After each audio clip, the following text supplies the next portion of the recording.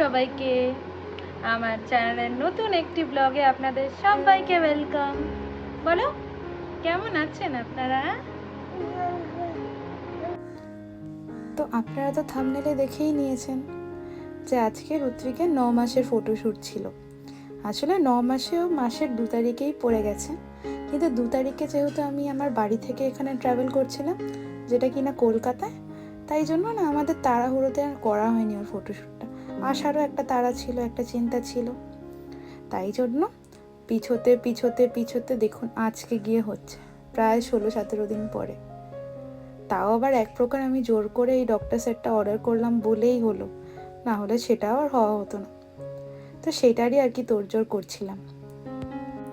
আর এই যে জায়গাটা যেখানে হচ্ছে এই ফটোশ্যুটটা সেটা দেখছেন, সেইটা আসলে আমার দেওরের প্রাইভেট রুমের ইভেন্ট হল। এই কয়েকদিন আগেই জায়গাটা তৈরি করা হয়েছে। ওটা ওনার একটা ব্যবসায়িক কারণের জন্য আমাদের এই ঘরটা তৈরি হয়েছে। আর আমরা যখনই ফটোশ্যুট করি না, এখানেই এসে করি। খুব সুবিধাও হয় যেহেতু পুরো সেট আপটা করা না। আর দেখুন আমি একবার এখানে সেট আপ করছি তো 10 বার করে জায়গা চেঞ্জ করছি, কারণ কি পেরে উঠতে পারছিলাম না যে কোন দিকে করলে সব ওরিয়েন্টেশনগুলো ঠিকঠাক থাকবে। তারপর এদিক ওদিক করতে করতে ফাইনালি এই জায়গায় এসে দাঁড়িয়েছে। দেখে অবশ্যই জানাবেন কেমন হয়েছে। Tata, mana tata, bom tata, bom tata. Kucing, kucing, kucing, kucing, kucing, kucing, kucing, kucing, kucing, kucing, kucing, kucing. বাপু বাপু তাই তাই করে দাও তো।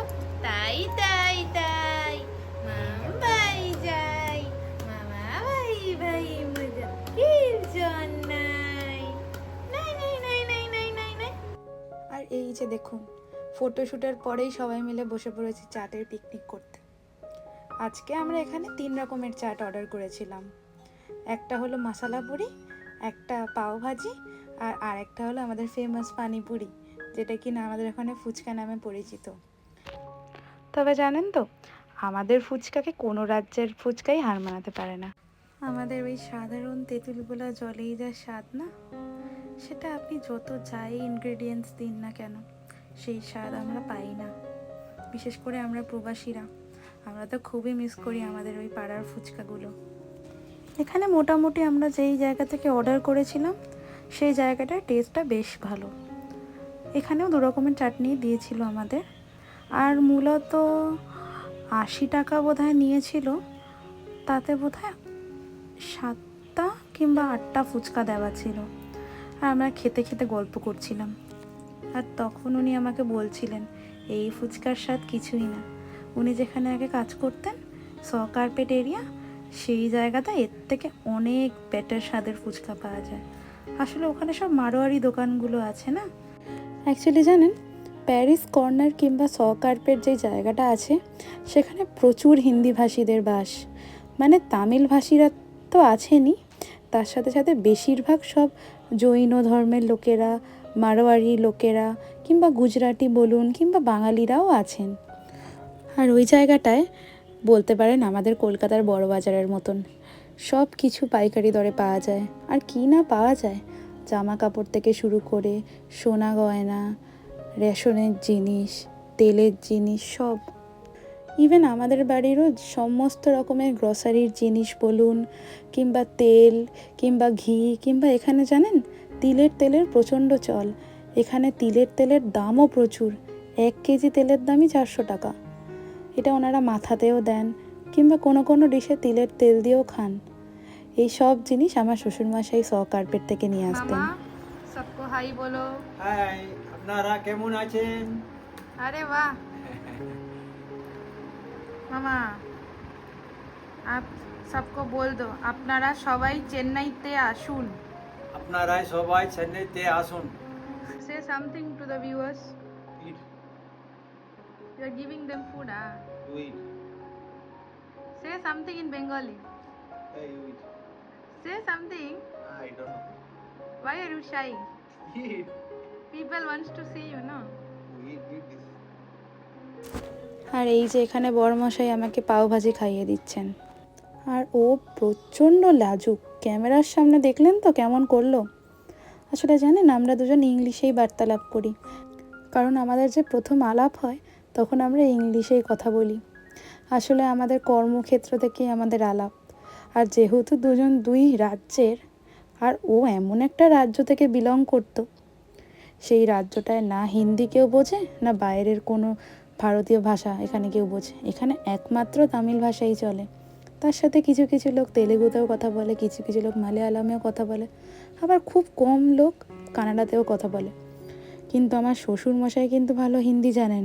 উনি যেহেতু বললাম সেই কার্পেট এরিয়াতে কাজ করতেন, তাই জন্য ওনার হিন্দির বেশ ভালোই চর্চা আছে। আর এই যে ইনি আমার শাশুড়ি মা, ইনি ততক্ষণে চলে এসছেন।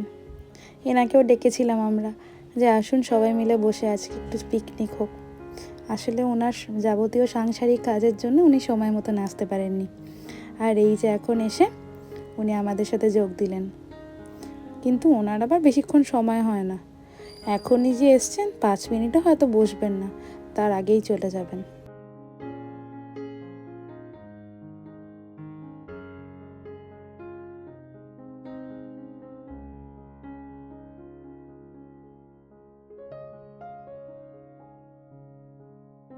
আর এই যে দেখুন এখানে আমাকে জোর করে একটা ফুচকা খাইয়ে এখন আমার রিভিউ জিজ্ঞেস করা হচ্ছিল যে কেমন হয়েছে।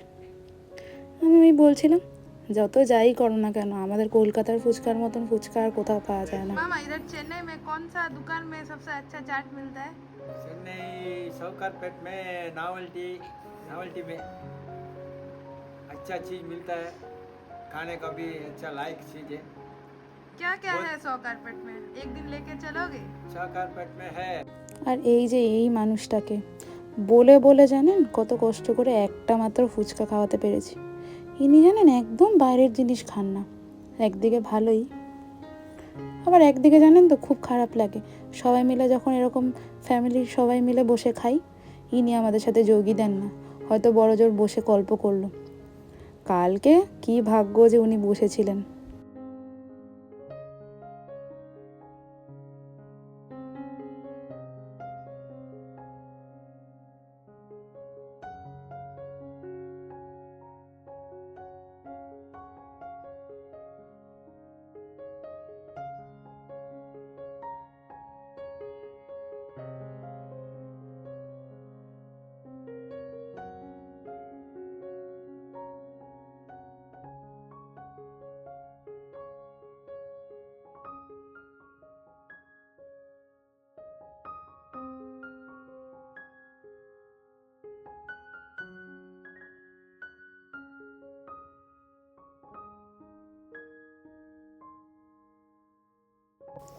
আর আমার অবস্থা দেখুন, বাড়িতে এক একজনের সাথে এক একটা ভাষায় কথা বলতে হয় আমার। বালাজির সাথে যেহেতু ইংলিশেই কথা বলার অভ্যেস বলে আর সেই অভ্যেসটা থেকে বেরোতে পারিনি।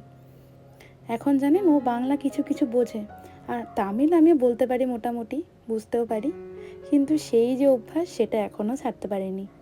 শ্বশুরমশাইয়ের সাথে হিন্দিতে কথা বলি, আর আমার শাশুড়ি মা তো না ইংলিশ না হিন্দি, উনি তামিল ছাড়া কিছুই বোঝেন না।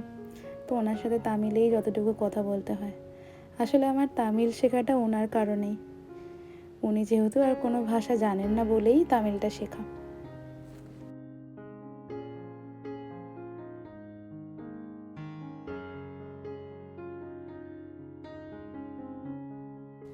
আর এই যে ইনি আমার ফ্যামিলিতে সব থেকে ক্লোজ। ইনার সাথে যত রাজ্যের ইয়ার্কি ঠাট্টা সবই করি, আর ভালোও লাগে করতে। सोने का दुकान है, सब चीज का उधर होलसेल का भी मिलता है, उधर होलसेल रिटेल का बहुत दुकान है। তাহলে চলুন আজকে এত অবধিই থাক। আপনাদের সাথে আবার কোনো একটা ব্লগে দেখা হবে। ততক্ষণ আপনারা ভালো থাকবেন। আমার এই ভিডিওটা যদি ভালো লাগে একটা লাইক, একটা কমেন্ট, একটা শেয়ার করে দেবেন প্লিজ। আর আমার কন্টেন্ট যদি ভালো লাগে একটা সাবস্ক্রাইব করে দেবেন। আজকে তাহলে আসি, টাটা।